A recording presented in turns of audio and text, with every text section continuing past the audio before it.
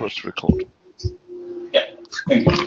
Okay, we're recording now, so I'll just start over. My name is Rolf, and I work with NTI in Denmark.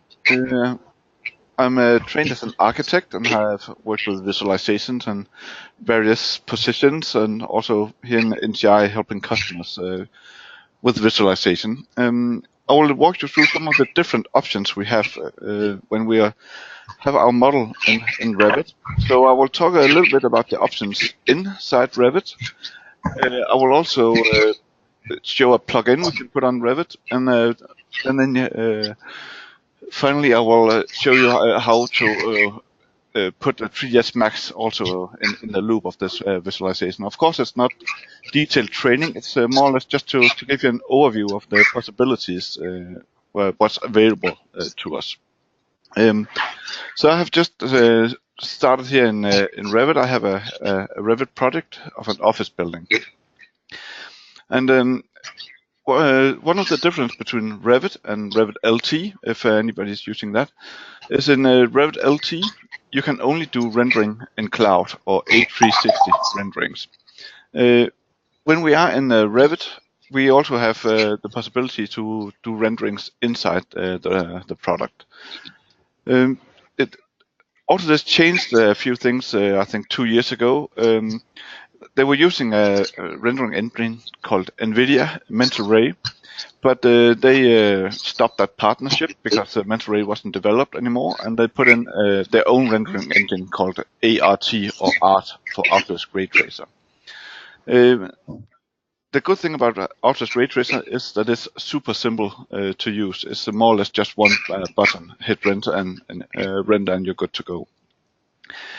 Why would you render inside Revit and not bring it outside using plugins? Of course, it's very accessible because you have the button. You don't leave the product. And if we just hit render and just look at the what does it look like? It has some settings for quality. You can also edit this called custom quality, and this is more or less all the rendering settings we have. There's a simplified version and an advanced version. The simplified is really good for very quick, clean images, where the advanced that will take a lot longer time. The rendering inside Revit, or this rendering engine, is what is called an iterative rendering engine, which means that it's not like it makes the first line and the second line and the third line. It's simply just if I put until satisfactory, then it will simply just clean this image up and just render forever. So it is more or less render and look at the result and wait until you're satisfied. So it's super simple to use rendering inside Revit. While it's just starting this rendering engine, what are the limitations of doing it inside Revit? First of all, as you can see now, it locks my computer down. I can't do anything else while it's rendering. So, or at least I can open other products or other software, but I can't do anything in Revit. So it's completely locked down now. We also, some of the limitations for this really high-end renderings is also often the content. Now I have some trees and a car, but it's not like super photorealistic. So these are the limitations we have in when we're working inside Revit. But you can see it can produce a nice image, give a good overview of the project. I'll just stop this operation now, and then when you have stopped it, you can save this image to your model or to a rendering view here inside Revit. You can see this iterative, it's quite grainy, and this is the way it works. It will simply just clean this up if I gave it more time than just 1 minute. Then it will produce a nicer image. One thing to be aware of, now I just go to an inside view, because we just produce our 3D views here. We have to do rendering from 3D views, we cannot do it from floor plans. So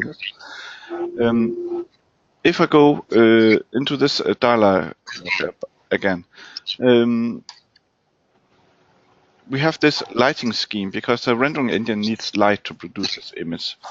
And one thing that is very important if you do it inside the project is to look, are we outside or inside the building? And that is because of the exposure value. Now, just on purpose, I just put it wrongly, and because that will produce a very dark image for me. So beware of this lighting scheme, whether you're rendering inside or outside.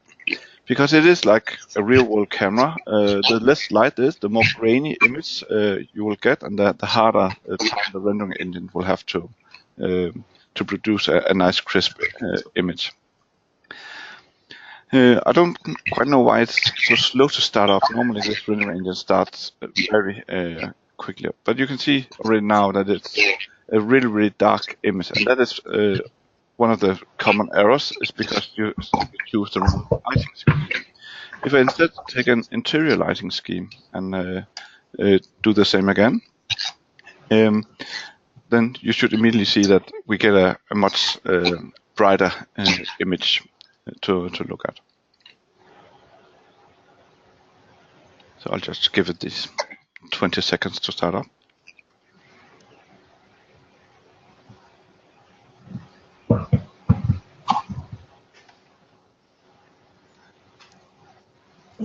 It's very strange why it's like stuck at these patterns. So now you can immediately see that we get a much brighter image. So this exposure value is super important. You can see this produces a very clean image. When I use these medium settings, it's using this simplified material shadow model, and that means that I lose a lot of these shadows. So one of the limitations of this is that things tend to look like they're like floating in space because they don't have these contact shadows.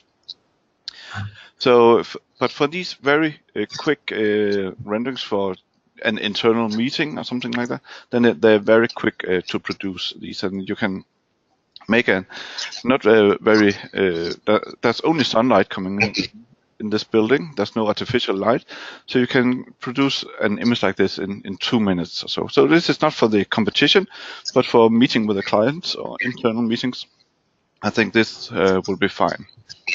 When we are working with renderings, what is important in the model? If I go into, for example, this a wall type, then the result of the rendering, of course, will be the light we put on it. But then when we go to our material editor, this is the only thing where we use this appearance tab inside our material properties. So if I, for example, wanted to make a different brick material, I can create materials inside Revit. So I just call it yellow brick. And then in this appearance tab, I will go find a new texture I just downloaded on the internet. So I have some brickwork I found on the internet. What is important to when you put in a texture is to have it scaled correctly. When I downloaded this, I got a text note saying just exactly how big this piece of brickwork is. And that is 4.8 meters. And then there's a lot of these settings, and I won't go through my on this overview, but this is really where you work with your renderings and get the nice result is working with these materials. So if I have, for example, put on what is called a bump map, that will give an appearance of a texture, and this has to be the same size. I shouldn't link these.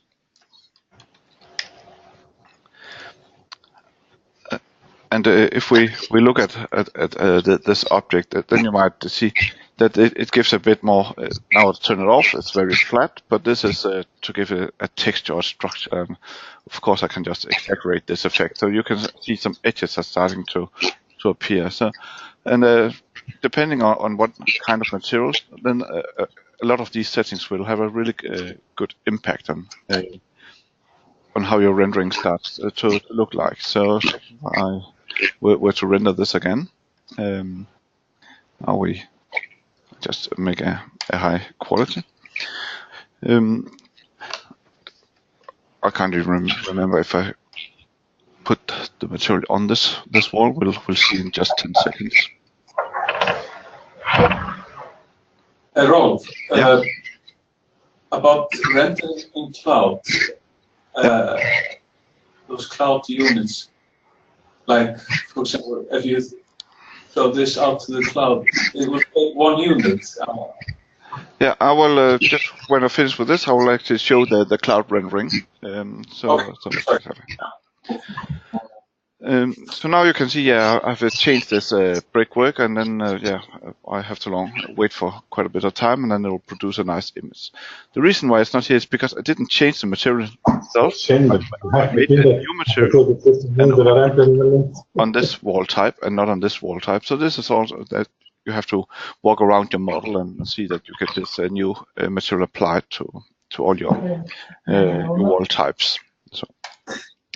So this is the rendering in product. These different assets you see here, like this car and these trees, this is what is called RPC, that is rich photorealistic content. This is something you can buy for a company called ArcVision. These are just some samples inside Revit, but it's not like super great content compared to if we do it in 3ds Max, as I will show you later. Instead of locking my computer up, then I can send this rendering to this rendering in cloud, and that is also what you would do in Revit LT. The way this works is you can simply send all your 3D views at one time, and what it does is it sends the model to some Revit or some Autodesk servers, and they will produce this image for you. If you have there are 2 different qualities inside Revit, a standard and a final. If you do the standard quality and your image size is 1 megapixel or less, then you can see you can actually produce these images for free. If you put the image quality to final, which will get a better image, then it will cost 1 credit. And 1 credit is where just over $1 and 10 Danish kroner. I'm not aware of the Icelandic currency, Arnie, so maybe you could help how much that is. But we don't even know that by ourselves. Okay. It changed since the start of this webinar, maybe. So, but you'll have to look that up. So, but it's more or less like 1 megapixel is 1 credit in here. The great thing about this is that you get very nice images very quickly, especially if you produce more than 1 image, because inside Revit I have to do 1 image, go render another one and another one and another one, and then maybe 5 minutes, then that could lock my computer for the whole day. If I go to this render in cloud, I will just go to this rendering gallery, and we can see what an image here would look like. So I have this same office building here, and if I just expand some of these, so let's have a look. I think this is the original image. So this one, you see the resolution was 1500 by 843 in the final quality. So this has cost me $1, and again my computer was free after 10 seconds or something like that. So they produce very nice images very quickly. Also, one good thing about sending your model to this cloud service, you can do it. Just make a free picture like this, standard medium quality. Because if you look at this image size, I only have like these set sizes. But what is the aspect ratio and what is the actual pixel? You cannot control it from here. But when you have sent it to this service, then if I have this picture, I send this, then I can re-render it. I don't have to resend my model, but when I re-render it here, I can actually go change the aspect ratio and control the exact pixels precisely here. So I have more options when I'm online with this service. So I would recommend just send a standard picture, have that rendered, and then re-rendered online, because you have more controls. We actually also have the ability here to put in environments. There are 5 environments. You can look at them in the Revit help file. There's some pictures, so that will put in a background in your images. So you can also put that on. You cannot do that inside Revit. So we have some different options here without having to resend our model. There are also some basic post-processing in here. If I think it's too bright or too dark or too warm or too cold, I have some post-processing here, and this doesn't require re-rendering or extra credits, so I can tone my image if I don't want to bring it to Photoshop and do that. Of course, you have more control in Photoshop. This does not require any re-rendering. It's simply a post-process you apply here. And then finally, of course, you can download these images in a variety of formats. So this is it's very easy to use, this service. I think it produces quite good images, especially for how fast it is. Again, what you might lack in here is like this more lively office space, that you don't have these office clutter, like the furniture, the things like the computers or stuffs on cabinets. We don't really have that in Revit, so we will get these quite empty looking models. But again, it's very quickly to produce, and for these internal meetings, it might be fine. So this was a little bit about this H360 rendering. There's another option in here when we render it, and that is we can make these as panoramic images. I have done that here. So if I hit re-render here, I can also use this. Now, this is a panorama. If I had a still image, this is a still image, I can render it as a panorama here. And what it actually does, it takes this camera view, and then it also makes camera view 90 degrees to the left and right, and to the back and up and down. And then I get this result. It's like this interactive cube that I can now spin around in. So this image, of course, costs a bit more. I think there are also a handful of qualities. I think they start with 3 or 4 cloud credits, and I think this quality is 7 cloud credits in this resolution.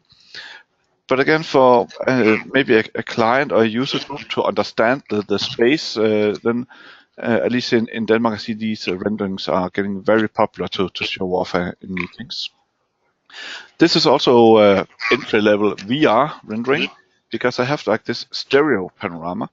And if you know these Google Cardboard glasses or your Samsung Gear VR or Oculus Go, then you can load these images inside, and then it will use the gyroscope in your telephone, and you can simply spin your head around, and it's like you're in the space. So these renderings are very easy to also to produce from this cloud service. Okay, so I'll shut this down. A third option we have in Revit, and that is a service called Revit Live. If you have this AEC collection, then this is actually a free service to use.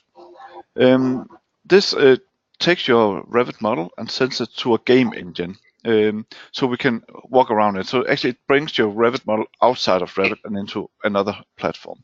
I won't do it here. So you send it to Autodesk, and maybe 15-20 minutes later you get this file back.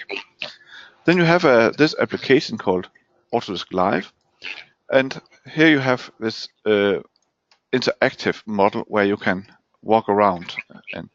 And if I double click somewhere, so this is like a computer game I can walk around in. There's some intelligence in it, so you can see when I get close to a door, it will actually open the door for me. If I hit a stair, it will walk me up the stairs, because this service knows it's a building.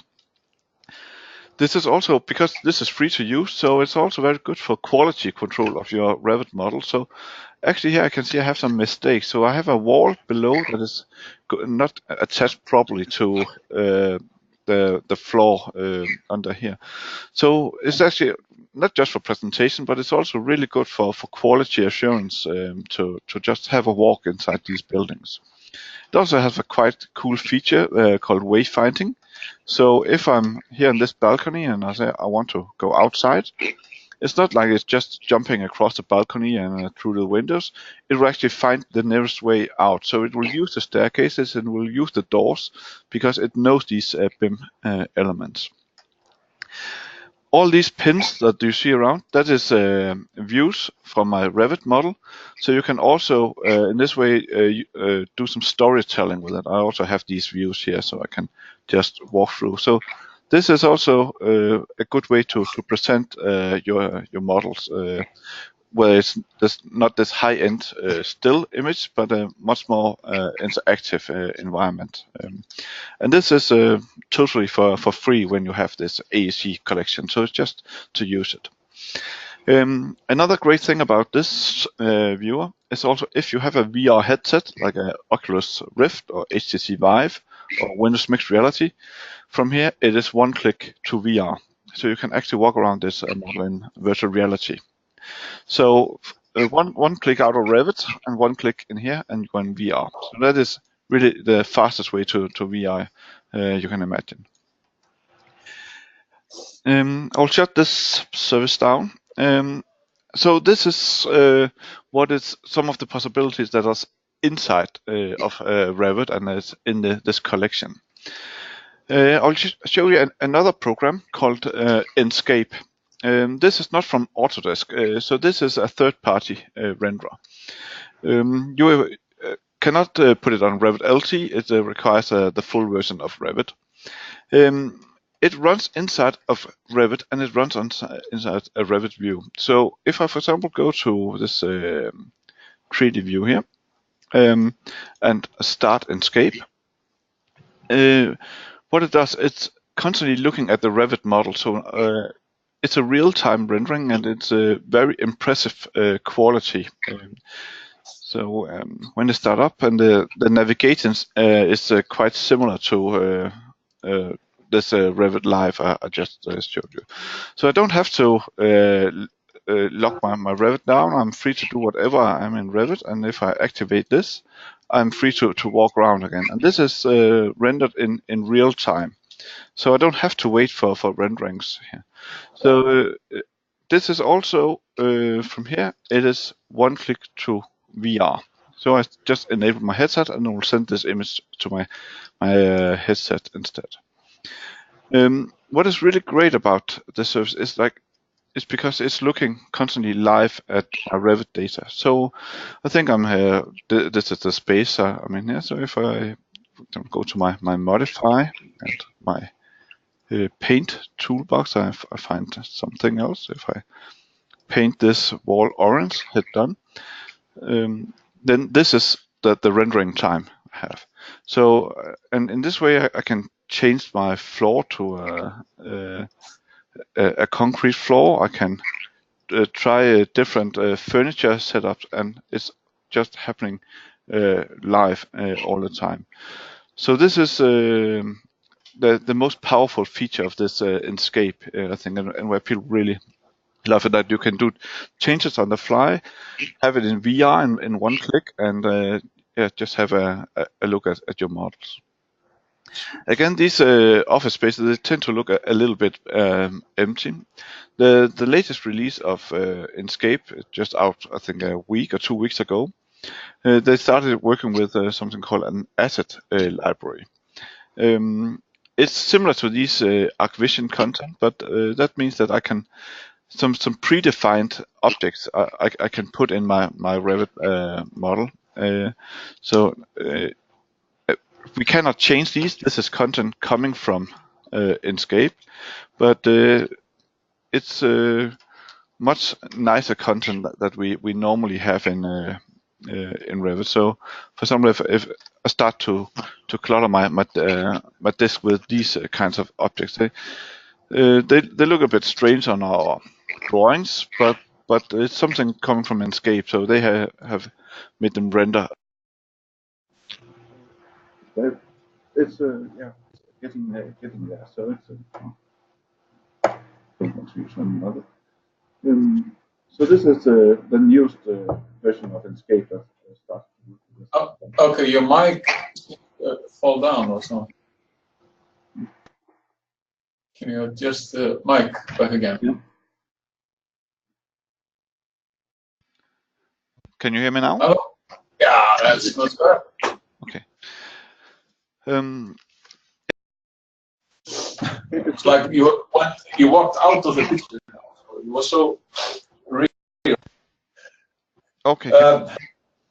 But anyway, a lot of the people you had there also in the Enscape. Some people there. Is that people in Enscape? Yeah. They actually they also in Enscape they also render these RPC content. So you can if RPC trees.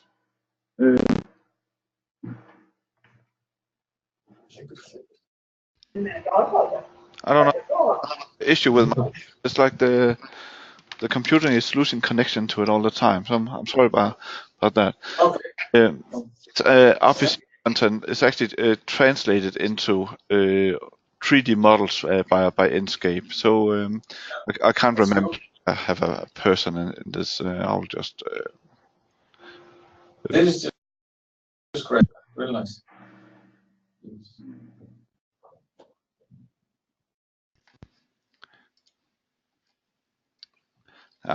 I don't have any, but they also make some 3D persons, and it should be compatible with some ArcVision content. But the strength is really that it's happening so quickly and produce a really nice image. You can work on Revit and change Revit at the same time. So it's very dynamic compared to exporting it out. So this is also an option inside Revit. So I think I'll shut this down, and I'll try to show you 3ds Max instead. So I'll just open 3ds Max.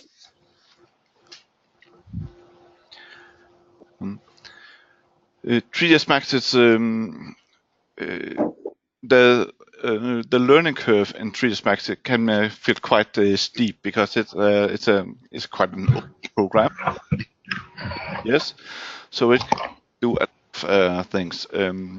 But this work Revit to 3ds Max, they have improved a few versions. So I think for 2 years ago, we got the possibility to link Revit models directly.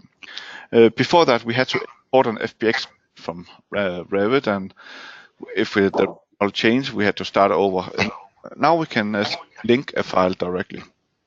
So that is, of course, a great addition.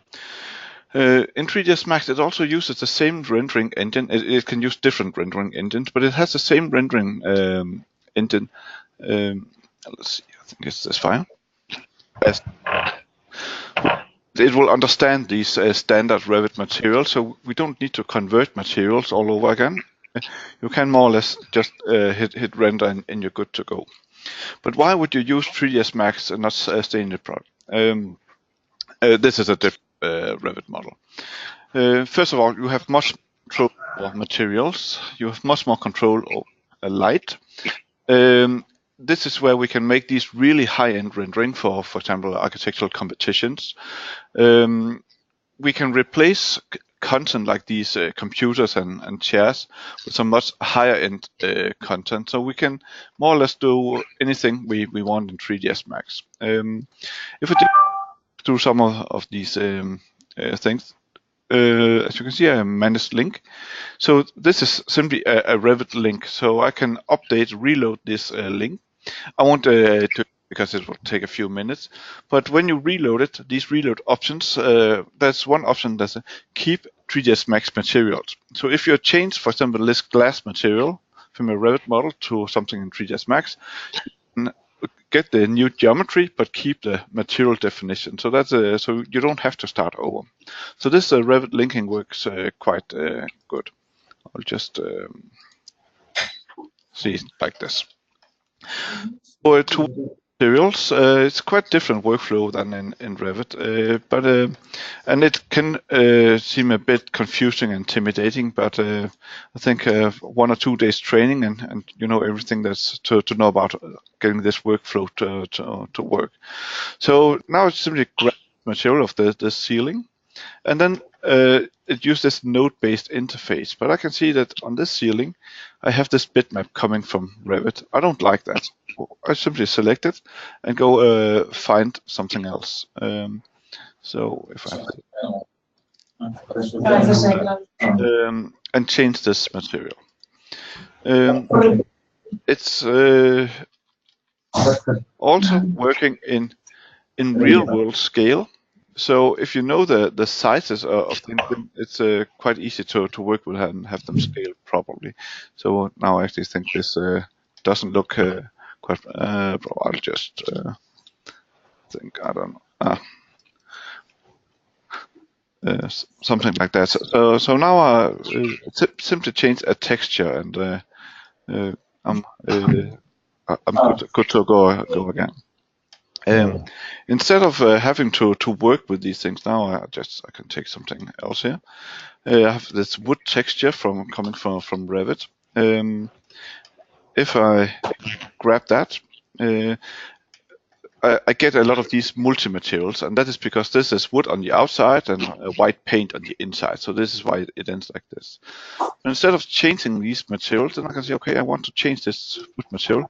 Of course, you can have your own material library in 3ds Max. So I grab this. I have some wood planks I want to replace with. So I simply replace this Revit wood texture with something else. The reason why this failed over here is because it can be the way it's modeled in Revit. So if I take this, it's the same material here. But this wood material was just in port 2 instead of port 1, and then I simply grabbed this and just port it in this. And now in just a few seconds, I have just changed a few of these materials, and so it's quite easy to replace with some higher end materials. One of the good reasons to go to 3ds Max is to supply your models with a better content, as I explained. So if I just isolate this, you can merge different content. So if I go to merge and find something just prepared, I can take this, launch it for some. So okay, I had some different materials on it. I forgot to change.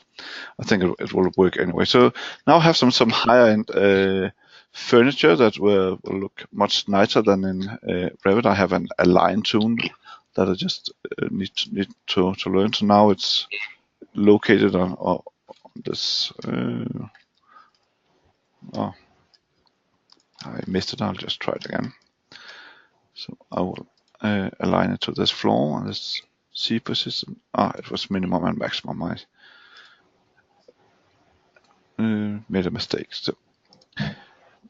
So this is a material that I found on the internet, and this is much higher content that I would be able to produce inside of Revit. It also supports drag and drop. So for example, if I have a folder with this content, I can simply just drag it inside of Max, merge it with this, and I have this placed correctly again. So this is good. So if I end my isolate, so now I can start to improve this scene with some content, and it's really not that when you get hold of it and you have the content, and you can get a lot of this content for 3ds Max online, buy packages for if you're doing kindergartens or office buildings or airports. You can buy these packages with prepared models. So it's simply like replacing what is not so nice in Revit with some nicer content. I'll just go here because I did a few of these things. So I will hide what I don't like in from my Revit model, and then I used maybe an hour to just replace with some nicer content and change stuff in the meeting room and some plants and lamps and so on, just to have this image look a bit nicer. So you can work quite quickly with it. You can also much better than in standard Revit control the background. So I just grabbed a background here to use as an environment map. I tried to find an image that could look like it was from Iceland. So it's definitely not from Denmark. But if I just go background and use environment. Those contents you put in there, they're not going back to Revit. No, we're not bringing stuff from 3ds Max back to Revit. It's a one-way from Revit to 3ds Max, because the geometry engine in 3ds Max is totally different than Revit. So that won't work. So I just take a camera view instead. I think it would look. I think maybe there's some missing text that I think my computer is running out of memory. So. But it's quite easy to drop these backgrounds in and then have these nice images. So if I can just show you a compare. I have this RAM player. Let's have a look. I'll just open two things and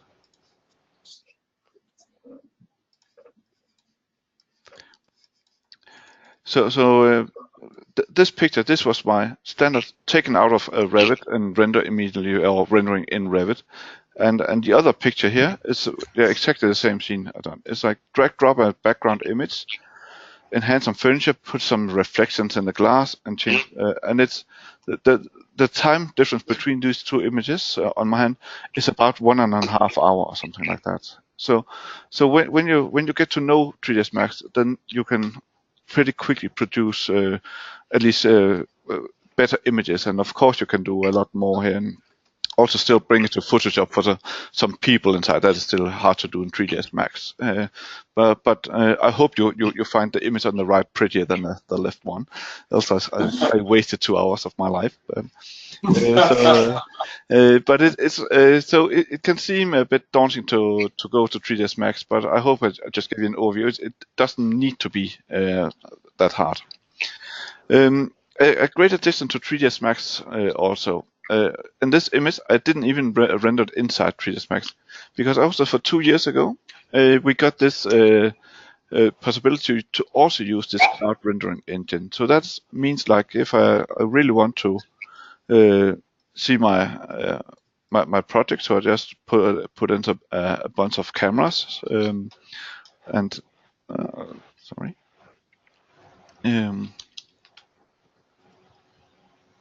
select similar, and so if I just wanted like this a whole lot of views on this model, and this cloud rendering I have a direct connection to it here.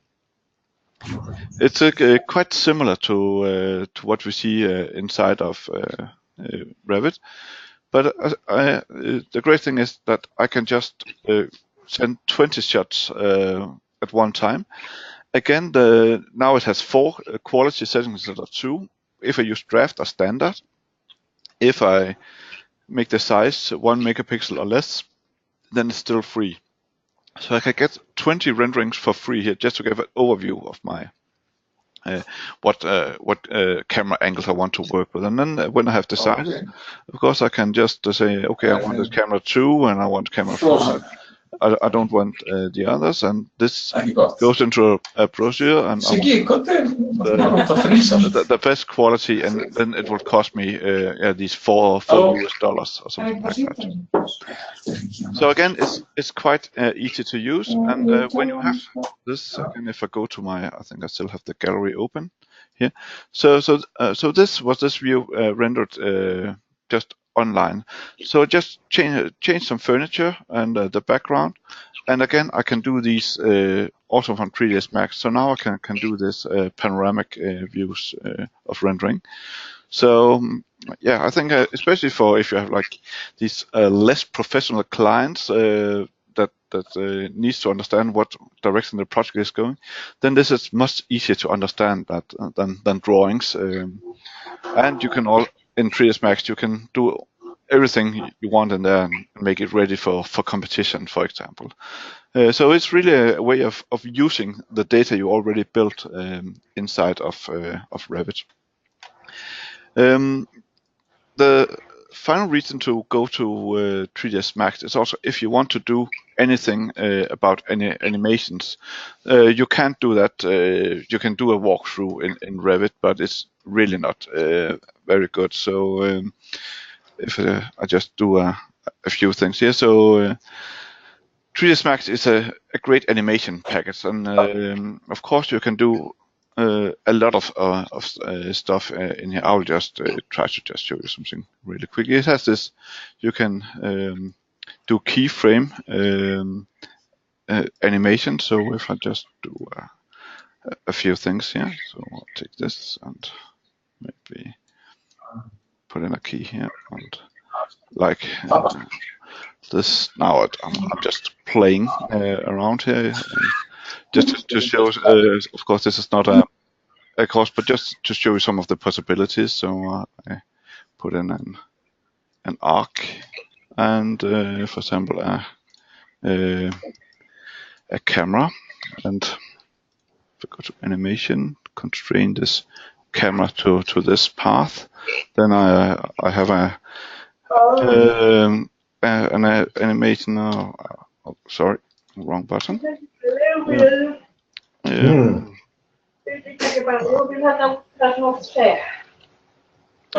Hinner á þessu fundi vita ekki So this was like a simple 1 minute.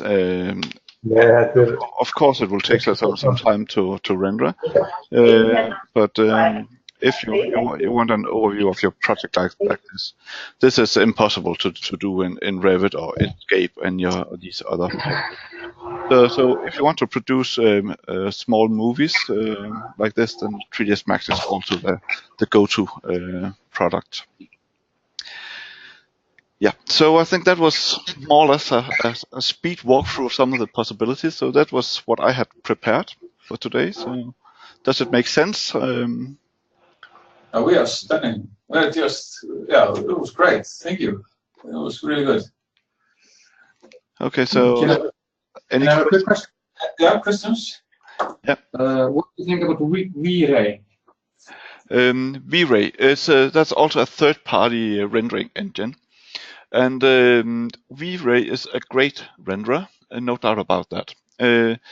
I think you can get it for SketchUp, you can get it for Rhino, you can get it for 3ds Max, and you can get it for Revit.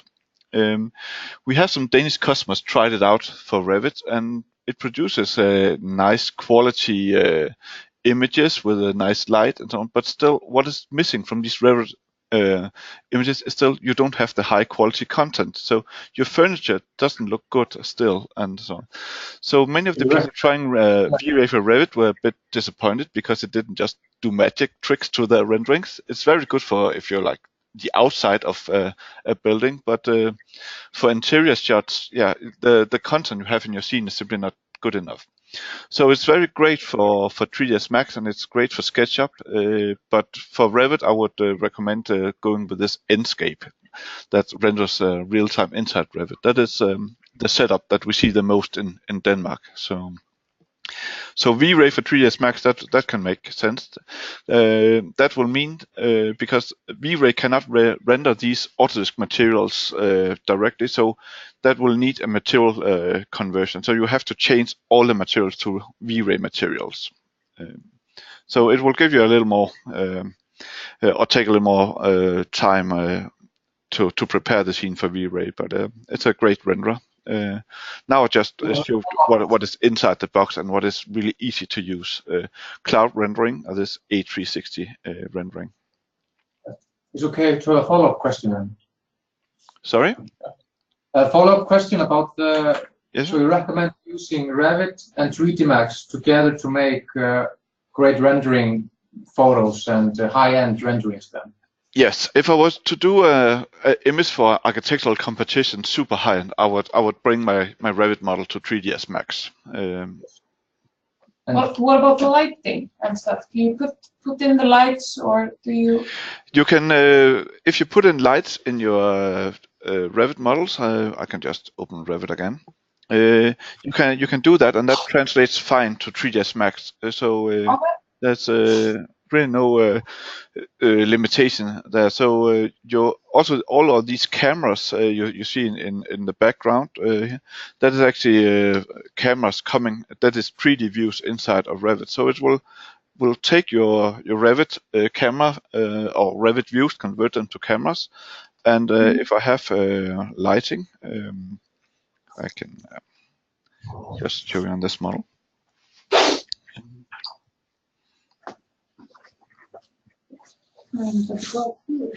So let's open this again. So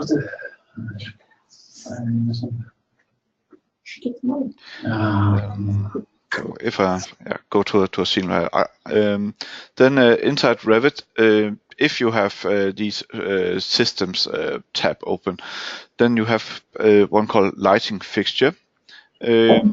If you don't want to have this open, then it will still be on your architecture component. Then it's just mixed in with everything else. So if you do a lot of lighting, I would prefer to go to this system and use lighting, because then you only see lighting. So it's much easier to get the right one. So I have some ceiling lights here, and it's simply just place them somewhere. I can go to this view and maybe look inside this office space. If we go to my rendering, I just take this, and then now I just want the artificial light. I don't want sunlight. So if we do like an evening rendering here, then we have some special families, and then you go inside these families to control the color of the lighting and the intensity of the lighting, and most of these settings will make it through to 3ds Max, but that is something like if we do some training in that is some of the things that I will also walk through, how what settings matters and what doesn't get translated. So it's if you want to make an evening shot, it's definitely also possible to do both in Revit and have them come over to 3ds Max. And I have a small question again about 3D Max. Yeah. Is there a material library that comes with 3D Max? Yes. A really good library. Do you use all that for your renderings? Or? No, not all right, because actually in 3ds Max we have this Autodesk material library. We also have that inside of Revit, but in 3ds Max they have a lot more materials, because we also can get models from Inventor and all sorts of other software. So there, I think, I can't remember if 1,200 or 1,600 materials inside this library. So, but these, I would say, some of the materials are quite simple and will look fine. But there are also some of them, they were made as parametric materials, meaning that they have some options that actually fails on this new rendering engine, because it was made for this mental ray rendering engine. So this was actually just to show an example of things that didn't work quite as I hoped would be, because this was using some settings that this rendering engine doesn't understand. Other materials will come out just fine. Now maybe also it's because my rendering engine was set to the cloud rendering engine. That is why it doesn't render anything. So I saw it in the rendering you did in Revit. You went in to change the bumps in the what you call the masonry wall. Yeah. Does that follow into 3D Max? Yes. Information goes to 3D Max, or Because inside Revit, if I just exit out here, there's some these materials in Revit. They have what is called assets. So, for example, I have this called wall paint, and because you have this finish and this application and a color. If I have that wall paint, and that was actually what I was using here, then you can see this translate here. So I have the same color and this application finish. So these Autodesk material classes, I say 90% translates without any problem to 3ds Max.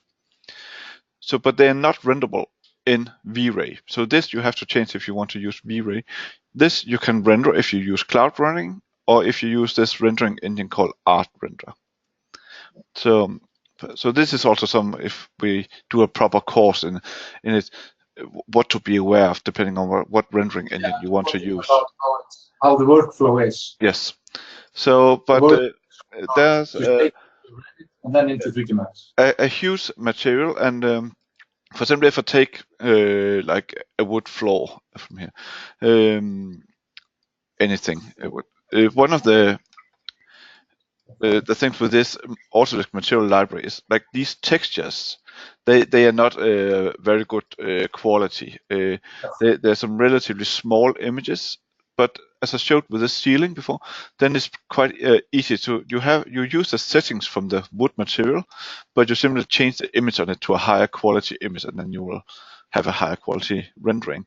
So that's what I usually say to people. These materials, they're good starting templates, and then you want to tweak them with your own textures and images and so on. But they're a great starting point. Okay, great. Thanks for answering these questions. One more. Arnold comes also with 3D Max now. Yeah. Are someone who's using that amongst the architects? Are they using rendering machine? I don't think it's because people have been using V-Ray for so many years, so Yes. they haven't changed away from V-Ray to Arnold yet. I don't know if they ever will, because Arnold rendering engine also cannot render these Autodesk materials. If you want to use Arnold rendering, there's actually one called Scene Converter, where it can take all these. When I see an Autodesk material, then change an Autodesk material to a physical material. That is simply a different material class inside of 3ds Max, and then Arnold can render it.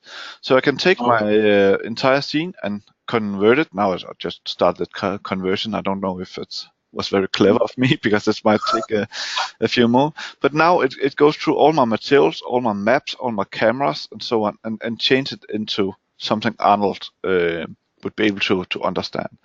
Sometimes it misses some of these bump maps or textures, because this physical materials, these inputs we see in the material editors are not the same. So some of these textures it doesn't know what to do with. So it's not like just hit one button and you're good to go. There's a little effort in it.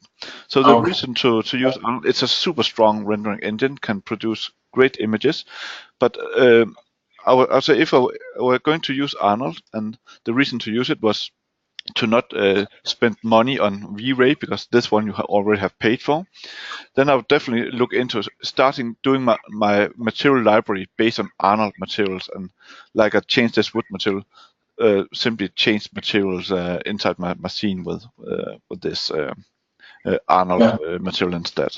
So it will be a little bit different workflow. So, but it's not like it's doesn't have to be super time consuming, because like a great function in 3ds Max is if I, for example, grab this floor, then I find out, okay, this has this material. I have a select by materials, and then I can select everything in my scene that has this material, and then I can replace it in one go. Replace all that with this assign material to selection, and now just change all that. So Because in a Revit model, you will not have like 1,000 materials. Maybe you'll have 20 or 30 different materials. That's all. So it's not like it's going to take a week to change this. Maybe an hour or so, and then you're good to go. Oh, okay, perfect. A great understanding. There are not this then the second level. But how do you export from this? Sorry? How do you export like videos or whatever you're making from? In any way you want, more or less. So if you make I'll just make a. Oh, it was already set up. And here we have in a rendering setup, and you can see it's a bit more advanced than in Revit. But here I can save my file, file, and I can just choose among huge amount of file formats. If you have an animation, like I just did here, I can say I want all the 100 pictures. Do I want to save them as an image file immediately? I would definitely say you get a better result saving out as 100 single images and then compose them in a proper video editing software. That will get a better result. So that is how you export from 3ds Max. Okay. Well, that was great, fantastic. Okay. Why don't you come to Iceland and teach us? Yeah, well, I hope you're interested in this, and then we can see if I just show you some different things, and if any training in, we can see if it's some online sessions or whether I should go to Iceland sometime. So that's up to you, Arnie, to find out what interest is in this. So, but it's just because one of the things that I still see in Denmark is like there's one part of the company is building this great Revit model, and then 2 other guys are starting over in SketchUp and doing another 3D model. So where my thing is that why not use the same model so we can update it and use the tools that are available to us. So. Yes, that was the bottom line for the team here. They were wishing to hear. Okay. Thank you all.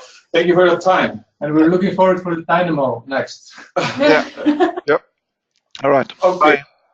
Thank you. Bye-bye. Yeah, I thought of it. Yes. Hvað var það?